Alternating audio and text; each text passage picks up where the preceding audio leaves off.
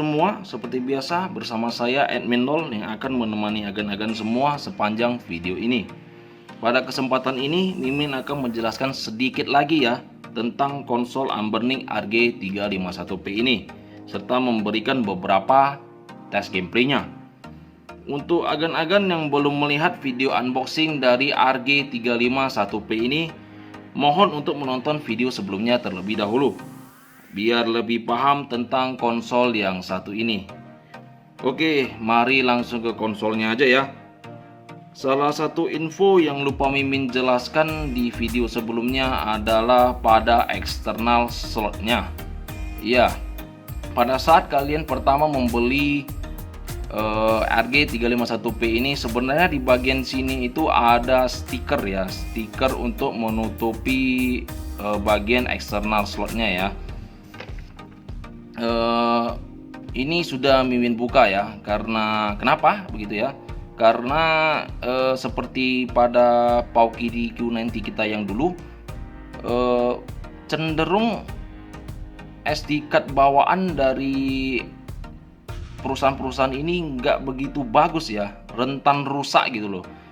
Jadi Mimin membuka dan menggantinya dengan SD card yang baru dengan merek-merek yang berkualitas ya, seperti SanDisk atau Samsung.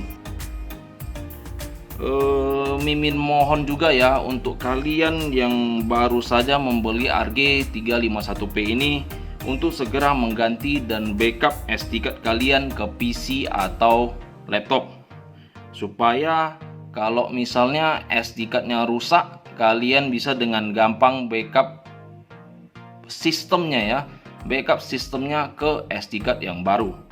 Ada juga info yang perlu Mimin share ke kalian ya. RG351P ini menggunakan firmware MULE 3,7 ya, itu adalah firmware bawaan. Bagi agan yang suka otak-atik web konsol, mungkin ya bisa untuk menginstal MULE 3,8, 3,9 atau bisa juga firmware lain seperti 351 Elec. Lalu ada firmware ArcOS atau bisa menginstal firmware Batocera. Ya, itu terserah ya buat agan-agan yang suka otak-atik OS ya. Kalau Mimin sih suka dengan yang bawaan aja.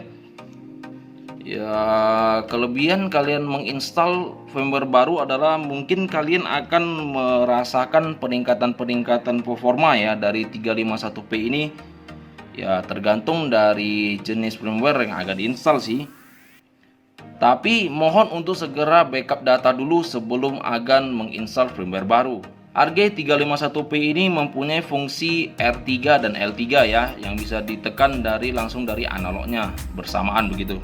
Dengan menekan R3 L3 secara bersamaan, nanti dia bakalan keluar menu ke RetroArch gitu ya. Bisa digunakan untuk mengatur setting, memasukkan cheat, kayak mengatur frame rate, dan ya seperti gitulah, atau langsung keluar ke menu awal pemilihan gamenya. Tetapi untuk game PSP, NDS, arcade gitu, dia tidak menggunakan R3 L3 ya. Dia menggunakan Start dan A gitu, di pergabungan Start dan A untuk keluar ke menu pemilihan game. Oke, mari langsung ke tes gameplaynya. Ini adalah permainan dari NDS ya. Tapi yang agak susah adalah kan NDS itu dua screen ya. Jadi karena ini punya satu screen aja, jadi untuk ganti ke screen yang bawah atau atas itu harus menggunakan tombol L2 ya. Iya, lihat ke bawah dan ini lihat ke atas. Mari kita lanjut aja. Lancar ya.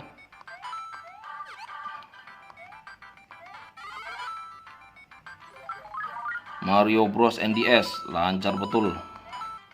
Kalau untuk game yang tidak banyak menggunakan stylus, ini mah enak aja, lancar aja. Iya, asik. Bijak kan terus. Wah. Ya udahlah. Untuk keluar bisa dilihat tekan Start dan A. Ya, ini adalah permainan dari SNES ya, Super Nintendo Entertainment System. Ini adalah Donkey Kong Country yang katanya lumayan sulit untuk dimainkan ya.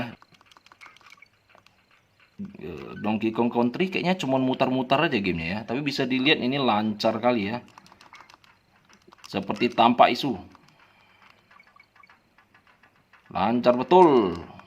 Iya, ini gamenya cuma mutar-mutar doang.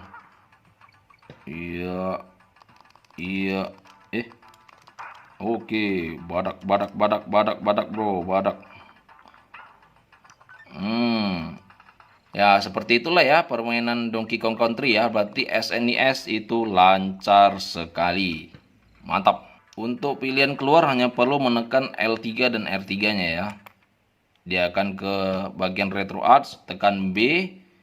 Kita cari Quit Retro Arts, tekan A. Ada sedikit macet tadi ya di awal ya. Tapi nggak masalah sih. Oke, wih, langsung kita tabrak aja. Oh, di sini dia nggak bisa memakai D-pad-nya ya. Dia harus memakai analog.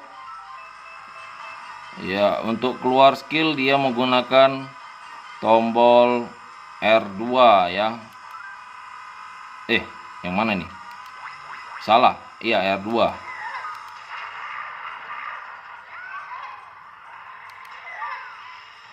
Inilah yang tidak bisa dimainkan di Paukidi Q90 kita yang kemarin ya, karena di sana cuma ada dua tombol R1 dan L1.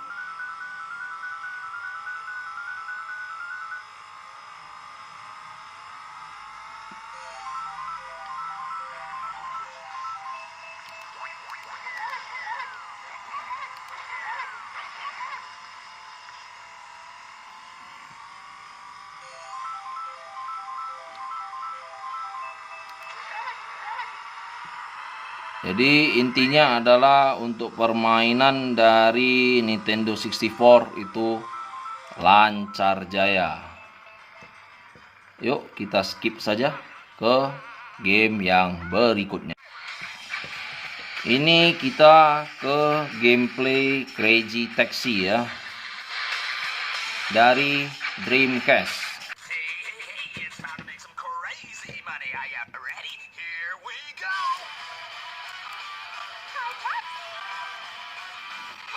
Untuk jalan dia menggunakan R2 ya. Jadi ya kalau untuk kalian konsol yang hanya ada R1 dan L1 pastinya nggak bisa main Dreamcast. Dia pakai R2 untuk jalan dan L1 untuk ngerem.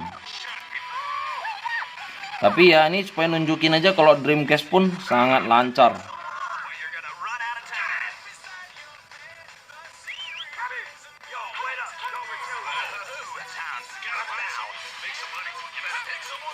Ya begitulah ya, Dreamcast berarti sangat lancar, no problem. Ini adalah gameplay dari game test berikutnya ya, Spyro of Dragon dari game PlayStation 1. Ini juga game 3D ya, yang cukup susah untuk dimainkan di beberapa konsol ya. Iya, jadi ini pas lah untuk menguji power dari RG351P ini. Langsung kita gas aja. Salut, mantap betul. Lancar tanpa frame skip, tanpa ada ya kayak screen tearing, nggak ada, semua lancar. Lancar. Ini adalah game berikutnya ya, Digimon World 2. Kalau kemarin kita di Paukidi itu agak sedikit patah-patah, mari kita kasih lihat power dari RG351P ini. Semuanya lancar tanpa patah-patah. Dan suaranya pun pas ya.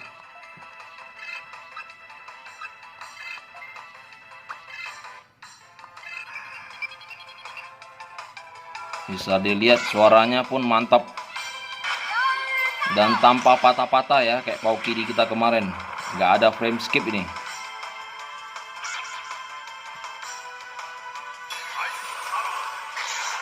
Bisa dilihat ya, berjalan seperti PS1 pada umumnya. Mari kita lanjut ke gameplay berikutnya. Nah, ini adalah gameplay dari PSP. Wah, lancar-lancar aja sih. FPS pun masih stabil di angka 30 ya, 31, 29 gitu. Berarti ini sangat lancar. Iya. Bisa dilihat sendiri, lancar sangat, bro.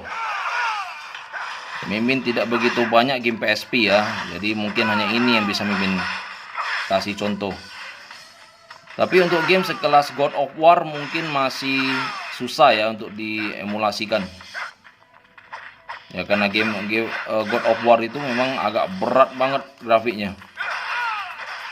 Cukup sampai di sini. Berarti game PSP lancar banget. No masalah. Nah, sekarang kita sudah melihat beberapa gameplay dari konsol ini. Bisa dilihat bahwa RG351P ini menjalankan game dengan cukup lancar ya, terutama untuk PS1 ke bawah. Itu mah udah semut banget, semut lah pokoknya. Satu informasi lagi yang ingin Mimin share ke kalian adalah mohon untuk mematikan konsol ini dari pilihan menunya ya. Jangan langsung menekan dari ini ya, tombol eksternal powernya ini ya. Jika kalian tidak ingin memory card kalian ya cepat korup atau rusak gitu ya, langsung Mimin kasih lihat aja ya dari tombol ini. Kalau ke menu ya, ini dari select, ini ada pilihan untuk shutdown system. Intinya adalah ya Mimin sangat menyukai konsol RG351P ini ya karena bentuk dan build quality-nya yang gak nampak murahan ya, yang benar-benar bagus bener. Mimin sangat merekomendasikan konsol ini buat kalian ya yang ingin memainkan game-game sekelas PSP sampai Dreamcast, atau untuk kalian yang ingin mencari konsol powerful untuk memainkan game PS1 ke bawah. Wah, ini bener-bener puasnya maksimal. Pokoknya konsol ini worth it banget, sumpah. Jadi good job buat Anbernic. Ya, sampai di sini saja video kita hari ini ya. Saya Mimin LOL mengucapkan terima kasih sudah menonton video ini sampai akhir. Dan jangan lupa untuk like dan subscribe yo. Salam LOL.